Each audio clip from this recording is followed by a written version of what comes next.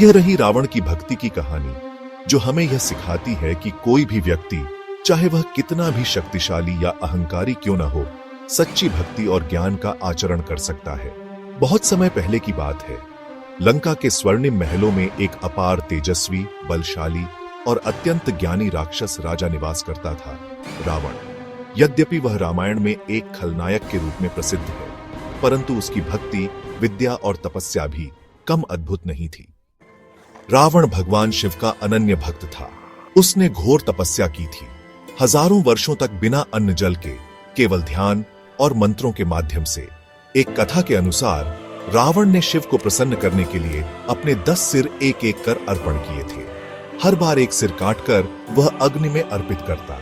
जब 9 सिर कट चुके थे और वह 10वां भी देने चला, तभी भगवान शिव प्रकट हो गए और बोले, रावण, मैं तुम्हारी भक्ति और साहस से प्रसन्न हूँ, मांगो वरदान। रावण ने विनम्र होकर कहा, प्रभु, मुझे ब्रह्म ज्ञान और संगीत का वरदान दीजिए और आप मेरे पूज्य बनकर सदा मेरे साथ रहें। भगवान शिव ने उसे चंद्रहास नामक दिव्य खड्ग, तलवार और महान ज्ञान का वरदान दिया।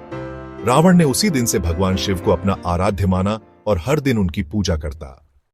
रावण ने भगवान शिव की महिमा में एक अद्भुत स्तोत्र की रचना की, शिव तांडव स्तोत्र। यह स्तोत्र आज भी शिव भक्तों द्वारा गाया जाता है।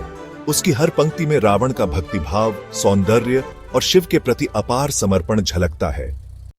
जटाटवी गलत जल प्रवाह पावित स्थले, गलेवलंब्य लंबिताम भुजंग तुंग मालिकाम। रावण विद्वान था, ब्राह्मण था और ज्ञानी भी।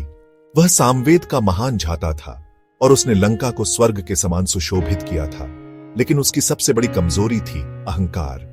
सीता का हरण उसी अहंकार का परिणाम था, जो अंततः उसका पतन बना। फिर भी यह नहीं भुलाया जा सकता कि रावण एक महान भक्त, योगी और संगीतज्ञ भी था। उसके अंत के समय भी भगवान राम ने लक्ष्मण को भेजा, यह सीखने के लिए कि रावण से कुछ अंतिम ज्ञान लिया जाए, क्योंकि भले ही वह शत्रु था, लेकिन ज्ञान का भंडार था। सेक्शन शिक्षा ड्यूरेशन 00030 आस्क्ड फाइंड्स।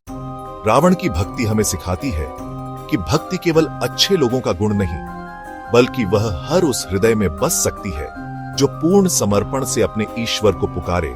मगर साथ ही यह भी चेतावनी है कि अहंकार और अधर्म भक्ति की शक्ति को भी नष्ट कर सकते हैं।